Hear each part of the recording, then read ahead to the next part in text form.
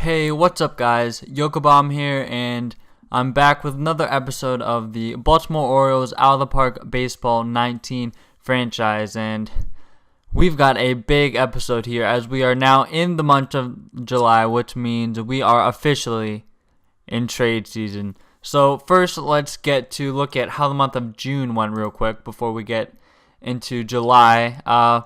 Looking at the standings, we are 33 and 52, well back of pretty much everyone in our division. But of course, we are not trying to contend. Just another look around the league. The Indians have struggled a lot in the past month, and they've come back to earth. Still have the best winning percentage in baseball, but now they're very close with all the rest of the division leaders. Looking at the American League, we are a half game back of the Royals with the worst record in the American League. As for the entire league, we are behind the Pirates and Marlins for the worst record. So right now we're looking at about the fourth pick, maybe the third pick in the draft. So things are looking pretty good for us for a high pick next year. So now getting into looking at how our players performed in the last month and their current stats so far this season. First off, we'll start off at first base with Chris Davis. Pretty much struggling so far.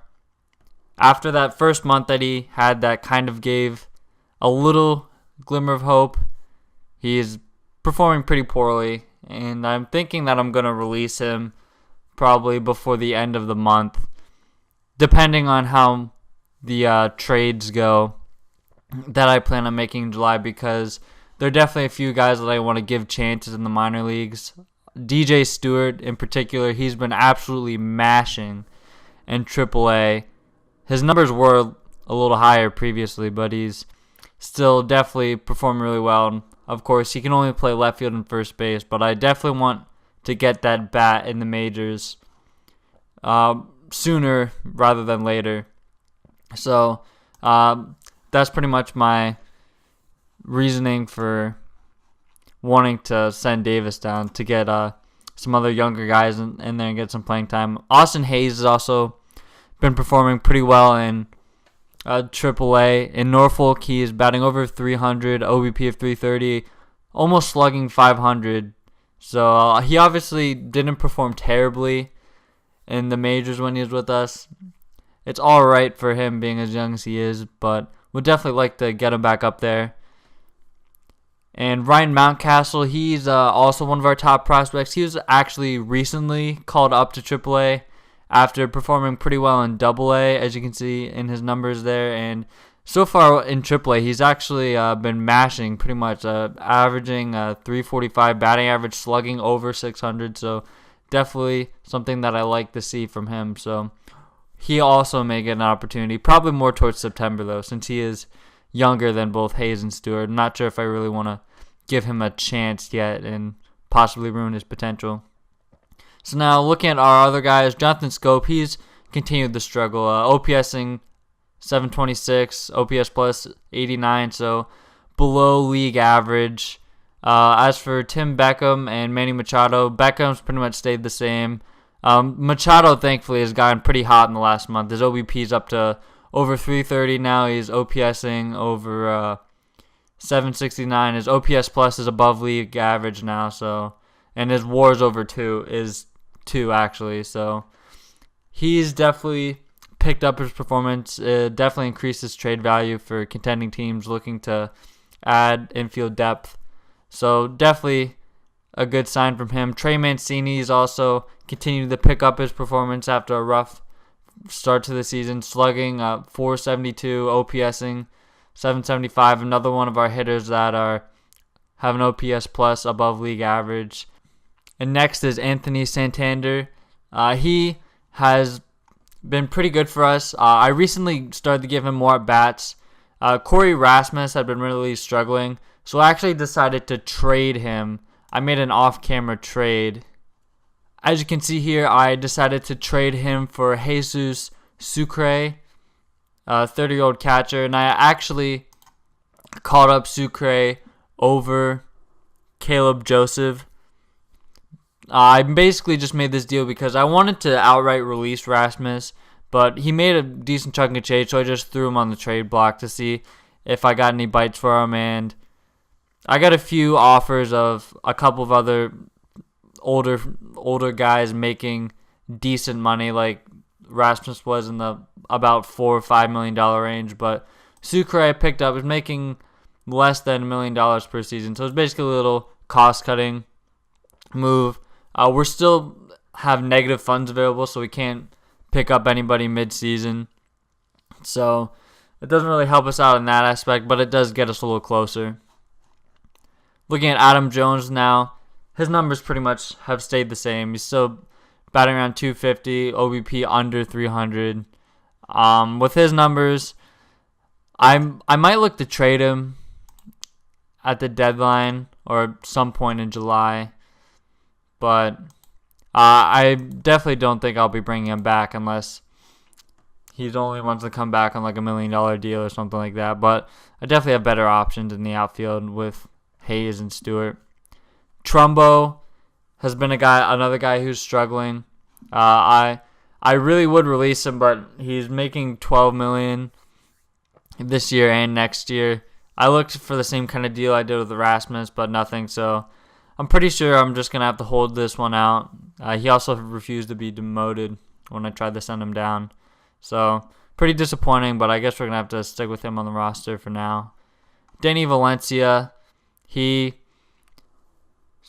numbers have come down slightly since the last update, but I'm still definitely going to look to see if I can get some value from him. Slugging, OPS plus a little below league average, but still definitely going to try to move him. And another move we made actually was calling up Pedro Alvarez. He was performing really well in AAA, so I decided to call him up about last week, and he's performed pretty well for us, slugging over 500 with a 5.45 slugging. So if we do in fact trade Valencia and Trumbo or release Chris Davis, he'll definitely get some more playing time, whether it's in a platoon with DJ Stewart or starting the DH role while Stewart plays first or left field. So he's definitely going to see his playing time increase. Now looking at pitching, Zach Britton pretty much dominating. His FIP is barely above 2. Brad Brock, Donnie Hart, Richard Blair, they're all performing pretty well for us. None of our starters have a FIP under 4. So that is pretty concerning. But really nothing we can do at this point. We don't really have any starting pitchers coming up in the pipeline. So we're pretty much going to have to hold out and see if we can do anything next year. So now we're going to be taking to the international free agent period. I doubt we're going to have any money here to actually sign anyone, but we're going to take a look and see if we can anyway.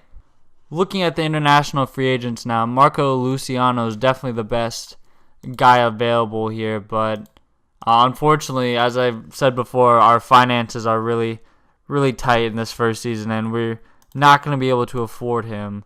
However, looking at Carlos Aguilar here, decent hitting ratings, decent potential, 16, 6'3", 190, projects as a corner outfielder. Not a great defender, but definitely a serviceable defender with his defensive ratings near 50. And with his decent hitting ratings, I think we're just going to at least take a flyer on him. We're going to offer him a $2 million signing bonus, so we're going to see if he accepts that.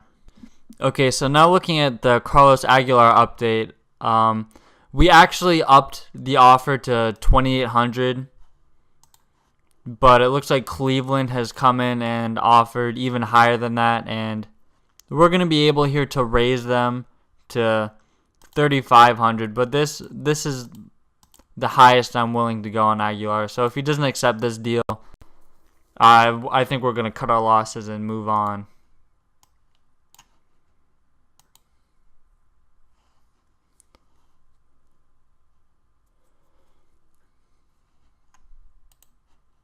So looking here, it looks like Mark Trumbo has expressed his displeasure about playing for a rebuilding team and wants to play for a winner. So we're going to look to trade him right here. Which the fact that he wants to be moved is really good because we definitely want to move him if we can, obviously. But if we will be able to move him is the question. Hopefully we can get some offers here. Okay, so now looking at Carlos Aguilar, he's decided to sign on to our team. So he's going to be the first international guy and the only international guy that we're going to be going after this season. The only guy that we can actually afford to sign this offseason. So now we're going to be looking to head into the All-Star break. Andrew Kashner here goes down for 6 weeks. So we're going to go ahead and send him to the DL. We're going to look to call up Chris Lee, who's been performing pretty well in Norfolk. So we're going to look to call him up instead of Nestor Cortez. Okay, so now that we are the day after the All-Star game, we have put Machado on the trade block to see what teams are interested in. Surprisingly, we've only got a few teams that have bitten, but we have a few teams that are also giving us good offers here. The Red Sox and Yankees seem particularly interested, and so do the New York Mets. So I'm going to go in and play around with a couple of these options, and then I'll let you guys know what options I'm considering, then ultimately which one I go with. Okay, so now I found 3 trades that I'm considering for Machado. We're still the day after the All-Star game here. So let's look at what teams offered me. So the first team to look at is the Cardinals. This is definitely the team that I think I have the weakest trade that I was able to work out from. So right now, it's as it stands, it's Manny Machado, Ben Brazil, who's this catcher who is never going to amount to anything. And then I've also included Christian Benford, a 25-year-old pitcher who's going to be a minor league lifer, and Joey Rickard, an outfielder with previous major league experience who also will never turn out to anything. So what we would receive in the deal is 17-year-old Ludy Pena, who looks like a decent outfielder, good offensive hitting ratings, poor eye and discipline, poor avoid Ks. Definitely concerning to see the avoid Ks and discipline being so low. So even though he is a good prospect, that's pretty concerning because he'll have a high strikeout rate. The second player in the trade is Jack Flaherty, who in the real life is in the majors. He's only a 3-star potential player. Can actually also play first base according to this game, even though his hitting ratings aren't very good. Looking at the third player, we have Darlin Del Villar, a middle infielder with great defensive skills, good contact, decent eye and discipline, mediocre avoid Ks potential. The OSA ratings don't like him nearly as much as our head scout, but decent player according to our head scout. The last guy I'm looking at here is Jose Manuel Moreno. He's a 2.5-star potential player, just kind of a decent, another pitcher I was able to throw in the deal. I tried to get them to offer me their highest touted catcher here and Jordan Hicks, Dakota Hudson, but I couldn't do that without offering another significant talent on our major league roster. The only other guy they really wanted was Mancini, and I don't really want to give up on Mancini yet since he is team controllable for a few more years. And he has decent potential, is having a decent season for us. So another trade I've been looking at is one from the Mets. Now, in real life, you may be thinking this trade isn't realistic. However, in this game, the Mets are leading their division and have some serious need for some offensive help. So looking at this one, the only other player I'm offering this trade is Christian Benford, who's in the other trade. Just a middle-aged reliever who's not going to turn into anything. Looking at who we would get is Andres Parra.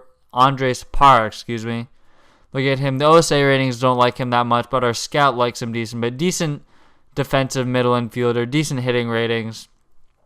His plate skills are looking better than his hitting potential in itself, besides maybe his power. He's a prospect I like.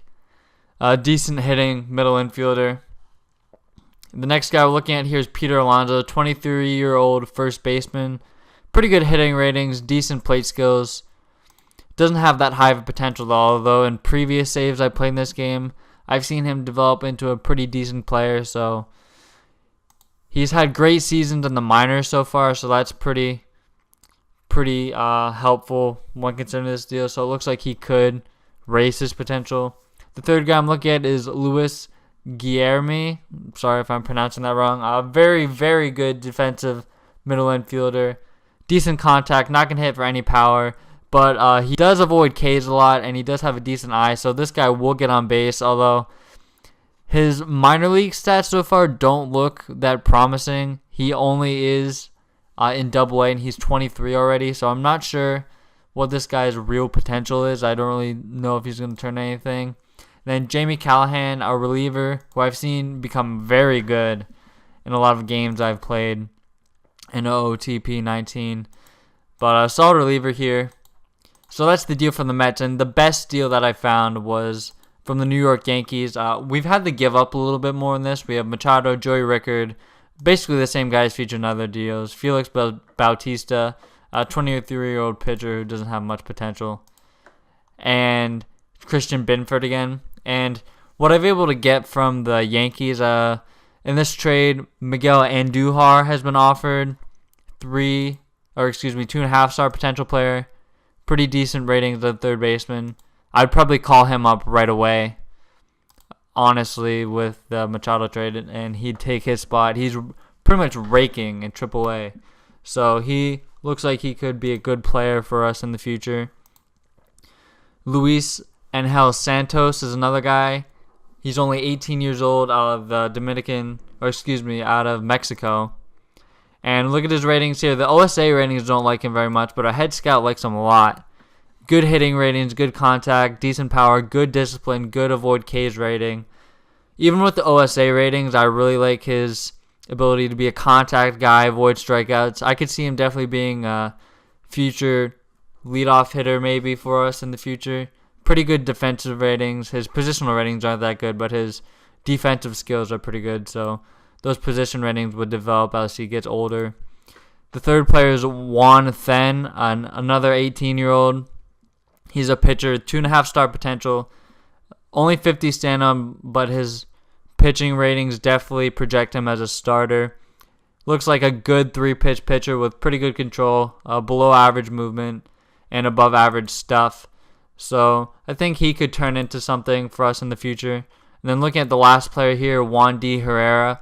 Good hitting ratings, decent power, good eye/discipline, future ratings, and a poor avoid Ks. But with that discipline, it looks like he's going to get on base a good bit for us still. Doesn't have real good stats so far and is very limited experience. But honestly, this is just a bonus because I feel like Andujar and Santos and Then look like they could be pretty good players. So we're going to go ahead, and I think I'm going to go ahead with this deal. I think this is pretty much far and away the best deal, although I do like some of the hitters on the Mets. I really wanted to start to develop our pitching depth in the minor leagues because we do only have really one decent prospect in Hunter Harvey, and he's not even a great prospect in itself. So we're going to go ahead and complete this trade, the first trade that we're making. I'm sure our owner is going to be really mad because that's how this game works. Yeah, the fan interest is crashing. So we're just going to go ahead right away, and we're going to call up Andujar, wherever he's at, yeah. We're going to call up Andujar to take Machado's place on the 40-man and on the regular 25-man roster. So now looking at the next deal we're looking at making the very next day. Zach Britton is the guy who we're looking at to deal next. I know in real life he hasn't been dealt, but with him also being a rental like Machado, I think it's important to deal him right after the All-Star game so we can maximize his value, so a team would have a bigger chance to have an impact with him since he would be with them for a few more games. So I'm pretty much going to do the same thing I did with Machado. I'm going to look at a few deals and see what I can do, and I'll get back to you guys when I let you know what deals I'm considering. Okay, so as for the Zach Britton deal, there's really only one team that I was able to find that I could work with, and that was the Chicago Cubs. Now, in this deal, we'd be giving up Zach Britton, Ben Brazil, and Randolph Gasaway, 2 guys who will not amount to anything. But in this haul, we have quite a haul here, even though this is the only team I was really able to work out a deal with. So first, we've got Albert Almora, young outfielder for the Cubs. In this situation, they are dealing him because they obviously have a plethora of outfield options, and they're trying to contend this year. And although he is part of their major league roster, they definitely need some bullpen help, and Britton would definitely solidify that for them. Next up is catching prospect Miguel Amaya. Great defensive catcher, decent hitting ratings, decent eye, not so good avoid K's rating, decent home run power, decent gap power. Definitely good offensive ratings for a catcher. The OSA ratings, I actually like his. In the OSA ratings, I actually like his offensive rating slightly a bit better, with the high contact, high eye/discipline, high avoid K rating, and his positional ratings are still good. Plus, he's durable, so that's just an added bonus. And his only action, he's been playing very well this season, so that's a plus. Next guy is Albert Alzolay, 23-year-old pitching prospect for the Cubs. Projects to be a definite starter in the major leagues. Good 4-pitch pitcher, good control. Not great movement, but very, very good stuff. The OSA ratings like him as well. In fact, the ratings are very similar, so he projects well. And in previous days I've played, he's turned into a very good player. Next guy is Victor Caterini, catcher/corner infield prospect. Good hitting ratings. His eye and discipline, his void Ks, his plate skills, not as good, but good hitting ratings. Good personality. I don't really know how he's going to fit onto the major league club, but he definitely will be on the club as soon as I have the chance when we get back. So that will be a definite. So he looks good. Not sure what role he's going to have on our team. The last guy we're looking at here is Oscar De La Cruz, another 23-year-old pitching prospect. Good ratings, projected as a starter, 3-pitch pitcher, plus control, decent movement, decent stuff. So really good to see that high control rating. That usually works out well in this game when they have a high control rating. So I'm going to go ahead and go with this deal. This is by far the best deal I could find. Giving one player away for 4 guys that I really, really think could help. I think 4 of these guys could turn out to be great major leaguers for us. So we're going to go ahead and do this deal.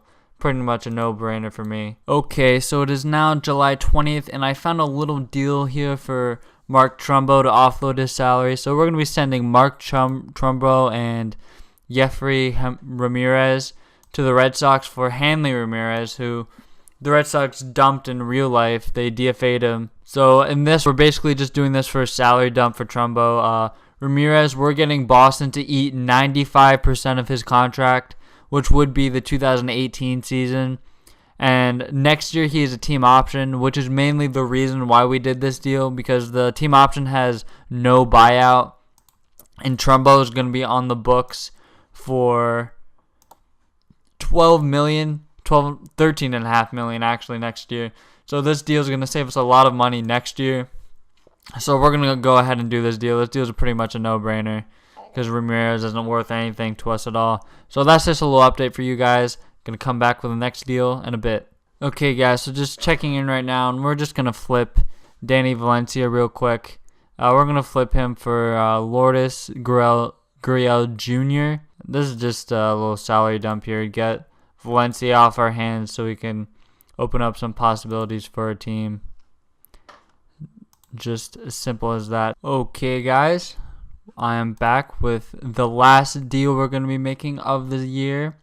So here we have Brad Brock. We're going to be sending him to Toronto for a 24-year-old starting pitcher, Danny Young. So we're going to go ahead and we're going to do that. And now we're going to take a look at what our team is going to look like for the rest of the year. So the first thing we're going to do is we are going to release Chris Davis. That is right. We're going to eat the rest of his contract because he has been performing that bad for us.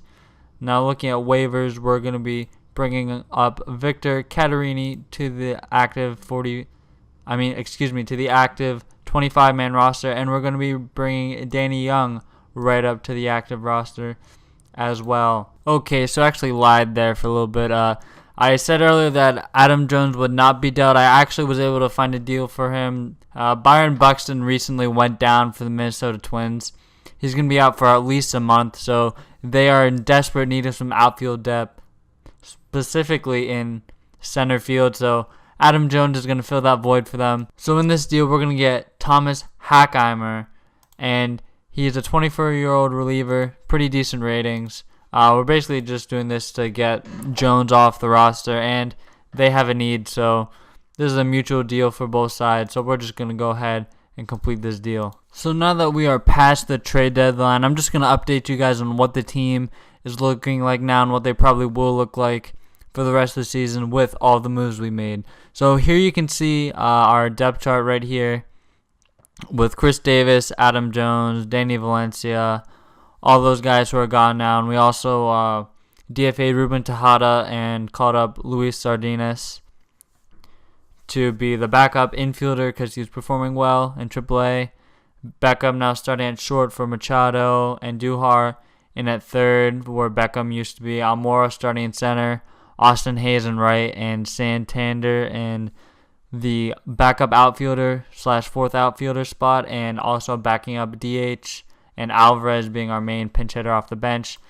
Now looking at pitching, Michael Givens will be closing for us from now on.